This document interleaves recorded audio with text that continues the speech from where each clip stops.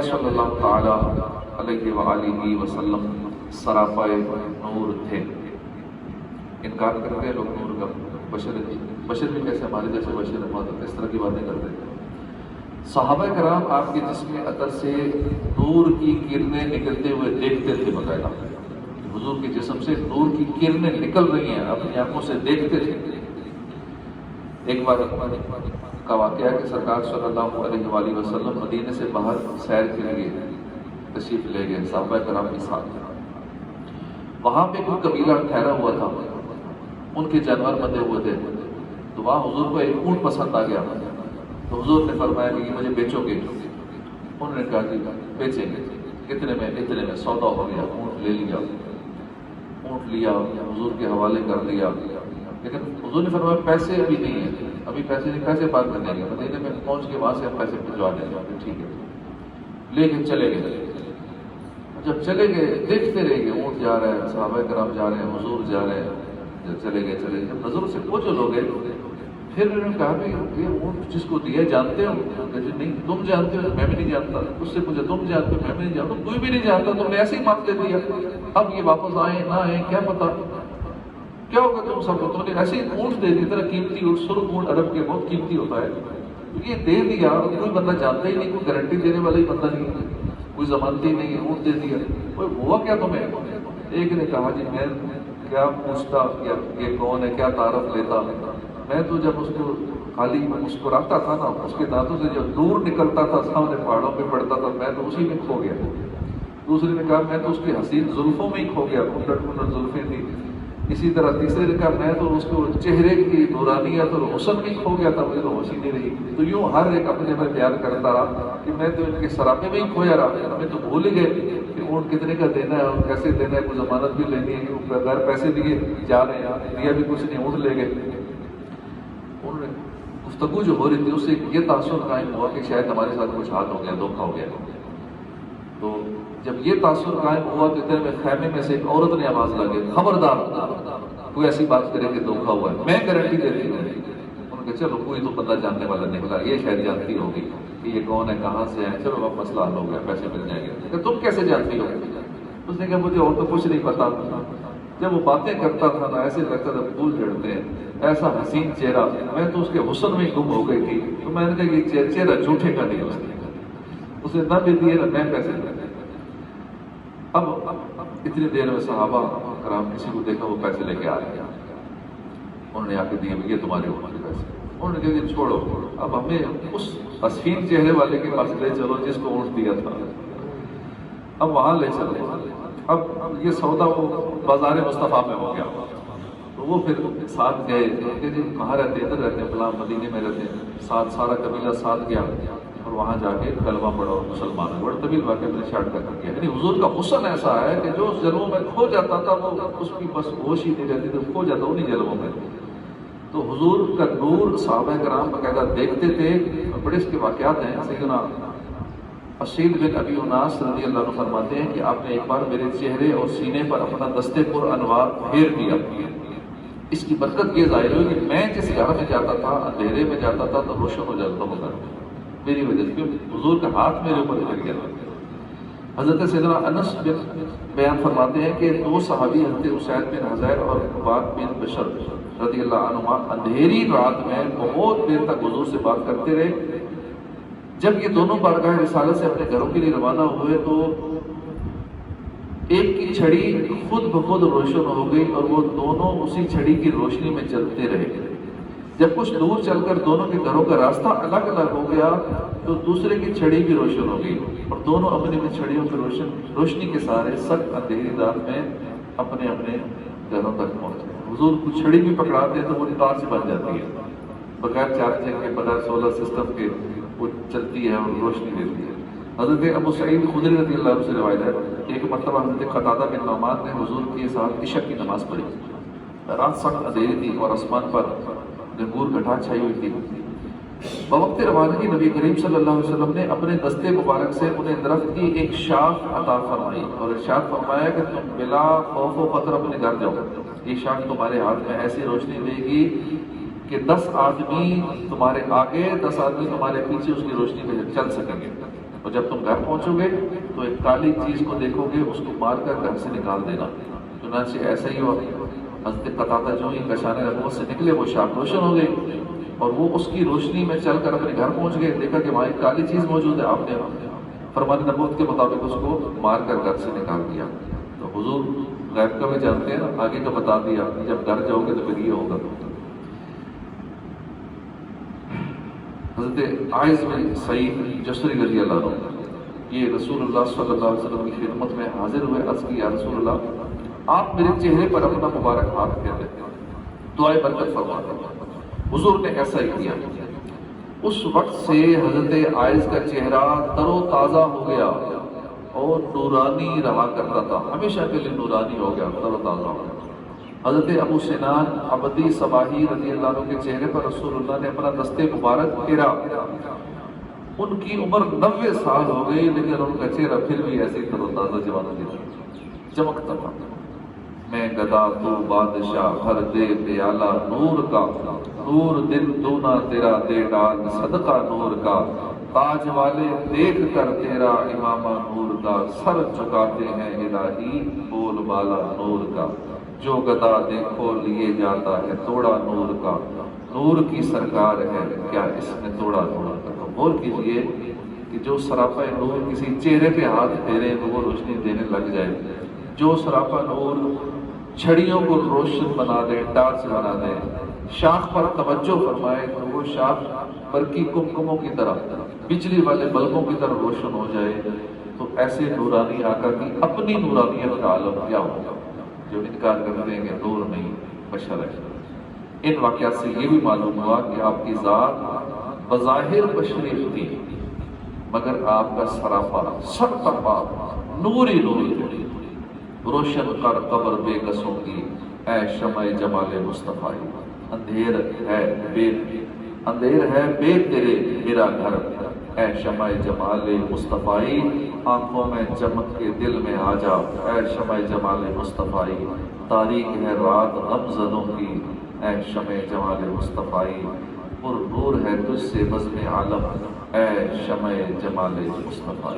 پیارے آقا صلی اللہ علیہ وآلہ وسلم نور ہیں، اور منقول ہے کہ ولادت سے کچھ دن پہلے اصحاب فیل کے ہلاک ہونے کا واقعہ پیش آنا، فارس میں غیر مسلموں کی جو ایک آگ جل رہی تھی، 1000 سال سے جل رہی تھی، حضور کی ولادت ہوئی تو آگ بجھ گئی، کسرا کے محل میں زلزلہ آ جانا، 14 کنگروں کا گر جانا، ہمدان اور قم نامی شہروں کے درمیان 6 میل لمبے 6 میل چوڑے بحیرہ ساوا نامی دریا کا اچانک خشک ہو جانا، حضور کی والدہ کے بدن سے ایسا نور کا نکلنا جس سے بصرہ کے محل روشن ہو گئے۔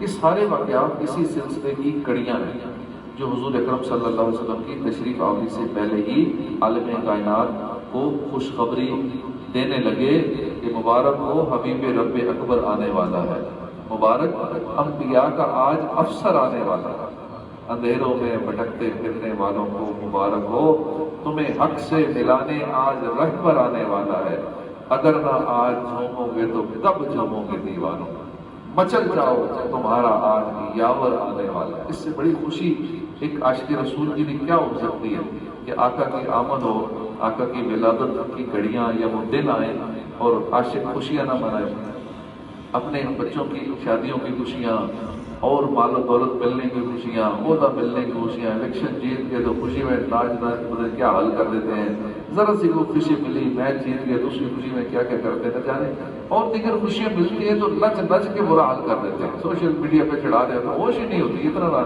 ناچتے ہیں اور میوزک اور نہ جانے پتہ نہیں کیا کیا کر رہے ہوتے ہیں لوگ، یہ خوشی کا احساس کر رہے ہوتے ہیں اپنے اپنے انداز میں، وہاں کوئی کسی پہ اعتراض نہیں کرتا، یہ عجیب و غریب طرح سے خوشیاں کر رہے ہیں، یہ شادیوں میں پورا گھر سجا رہے ہیں، یہ غریبوں کی مدد کر دیتے، اتنی لائٹنگ لگا رہی ہیں، تو غریبوں کی مدد والی یہ اس ٹائم ان کو وہ بیماری یا شوق ہوتا ہے کہ ہاں مدد کرنی چاہیے، سارا سال غریبوں کو ہوش نہیں آتا، جب 2-2 لاکھ والے موبائل لے رہے ہوتے ہیں، لیپ ٹاپ لے رہے ہوتے ہیں، اس ٹائم غریبوں کی سوچ نہیں ہے، مہنگی مہنگی چیزیں خرید رہے ہیں، غریبوں کی سوچ نہیں ہے، جیسے ہی میلاد پہ خرچہ کرنے کی بات آتی ہے تو یہی پیسہ غریبوں پہ لگا دیا جاتا، یہ جو لڑیاں لی ہیں، بچے لیے ہیں، جھنڈے لیے ہیں، یہ گھر میں کھانے پینے کے خرچے کر رہے ہیں، آپ میلاد کی محفل کر رہے ہیں، یہ غریبوں کو دے دیا جاتا، کتنا خرچہ ہو رہا ہے اس وقت پوری دنیا میں، تو تو یہی اگر غریبوں کو دے دیا جائے، فلاں کو دے دیا جائے تو کتنا فائدہ ہوگا۔ باقی کیوں یاد نہیں آئے پورا سال غریب؟ اسی موقع پہ کیوں یاد آئے جب آقا کی آمد کی خوشیاں منانی تھی؟ اصل میں درد کچھ اور ہے، پیڑا ہو تو ہوتیاں ہو، وجہ کچھ اور ہے جس وجہ سے یہ باتیں ہو رہی ہیں۔ اصل بیماری ایسوں کو اور ہے کہ وہ چاہتے نہیں ہیں، کیونکہ سوائے ابلیس کے جہاں میں سبھی تو خوشیاں منا رہے ہیں، سارے خوش ہیں، اور اب اگر نہ جھومو گے تو کب جھومو گے دیوانو؟ مچل جاؤ تمہارا حال یاور آنے والا ہے۔ آقا کی آمد والا مہینہ بالکل قریب ہے، تو اس سے بڑی خوشی مسلمان کے لیے کوئی نہیں، اس سے بڑی نعمت اور کوئی ہے ہی نہیں۔ تو اس لیے اس نعمت پہ اللہ کا حکم ہے کہ خوشیاں کرو اور خوب اس کا چرچا کرو۔ اللہ جو نعمت دے اس کا چرچا بھی کرو، اس کی خوشیوں کا اظہار بھی کرو جائز طریقے سے، تو انشاءاللہ اس کا ثواب ملے گا۔ روزانہ ہم اللہ کے محبوب کے خصائص سنتے ہیں، فضائل سنتے ہیں، تذکرہ سنتے ہیں، یہ بہت بڑی سعادت ہے۔ اس کی برکت سے انشاءاللہ کیا کیا ملے گا دنیا میں بھی آخرت میں بھی، یہ تو بعد میں پتہ چلے گا، ابھی بھی کہیں وہ پتہ چل جاتا ہے روزمرہ کی روٹین میں۔ جو اللہ کے محبوب کے ذکر میں ہی رہتے ہیں ان کو بہت سارے کاموں میں دن کیسا گزرتا ہے، کسی بڑی مسئلے میں پھنسنے والے ہوتے ہیں، ٹل جاتا ہے، کوئی بیماری ٹل جاتی ہے، کوئی اور پریشانی ٹل جاتی ہے، تنگ دستیاں دور ہو جاتی ہیں۔ تو ذکر محبوب اصل میں ذکر خدا ہی ہے، ذکر حق جو ہے اللہ کا ذکر، اللہ کے محبوب کا ذکر، اللہ کے محبوب کی محبت، اللہ کی محبت، یہ ساری باتیں ہیں عاشق ہی سمجھ سکتے ہیں۔ ہم عشق کے بندے ہیں، کیوں بات بڑھائی ہے۔ اللہ پاک سب کو عقل سلیم عطا فرمائے۔ اللہ پاک نے دنیا میں بھیجنے سے پہلے تمام انبیاء کرام سے عہد لیا تھا کہ اگر وہ رحمت عالم صلی اللہ علیہ وسلم کا زمانہ پائیں تو آپ پر ایمان لائیں۔ باقاعدہ قرآن پاک کے اندر اس کا ذکر موجود ہے، وَإِذْ أَخَذَ اللَّهُ مِيثَاقَ النَّبِيِّينَ لَمَا آتَيْتُكُم مِّن كِتَابٍ وَحِكْمَةٍ ثُمَّ جَاءَكُمْ رَسُولٌ مُصَدِّقٌ لِّمَا مَعَكُمْ لَتُؤْمِنُنَّ بِهِ وَلَتَنصُرُنَّهُ قَالَ أَأَقْرَرْتُمْ وَأَخَذْتُمْ عَلَىٰ ذَلِكُمْ إِصْرِي قَالُوا أَقْرَرْنَا قَالَ فَاشْهَدُوا وَأَنَا مَعَكُمْ مِنَ الشَّاهِدِينَ۔ اور یاد کرو جب اللہ نے پیغمبروں سے ان کا عہد لیا، یعنی یہ یوم میثاق جب ساری روحیں اکٹھی تھی، ہماری روحیں بھی تھی، انبیاء کرام کی روحیں تھیں، تو اس عالم ارواح میں اللہ پاک نے بھی ایک محفل میلاد سجائی تھی۔ نام کیا نہیں دیا گیا لیکن ذکر مصطفیٰ ہی ہوا تھا، تو ذکر مصطفیٰ ہی کو تو ہم میلاد کا نام دیتے ہیں۔ تو وہ عالم ارواح کے اندر جب یہ بڑی محفل ہوئی تھی، جتنوں نے دنیا میں آنا کیا پتہ کہ سارے اکٹھے تھے، اس ٹائم پہ ذکر مصطفیٰ ہوا اور حضور نے فرمایا یاد کرو، تو یاد کرو، وہی بات یاد کرائی جاتی ہے جو پتہ ہو کسی کو، وہ یاد کرو واقعات، یاد کرو جب اللہ نے پیغمبروں سے ان کا عہد لیا جو میں نے تم کو کتاب اور حکمت، میں تم کو کتاب اور حکمت دوں گا، پھر تشریف لائے تمہارے پاس وہ رسول کہ تمہاری کتابوں کی تصدیق فرمائے، تو تم ضرور ضرور اس پر ایمان لانا، ضرور ضرور اس کی مدد کرنا۔ فرمایا کیوں؟ تم نے اقرار کیا اور اس پر میرا بھاری ذمہ لیا؟ سب نے کہا اقرار، ہم نے اقرار کیا۔ فرمایا تو ایک دوسرے پہ گواہ ہو جاؤ۔ اللہ کتنا کافی اقرار کر لینا، یا اللہ ٹھیک ہے ہم مان گئے، اقرار کر لے گا۔ پھر مزید تاکید ہو رہی ہے کہ ایک دوسرے پہ گواہ ہو جاؤ۔ اب کیا ضرورت ہے مزید؟ اللہ کے سامنے جو ایک بار بات کا اقرار کر لے تو دوبارہ اور کسی گواہی کی ضرورت نہیں ہے۔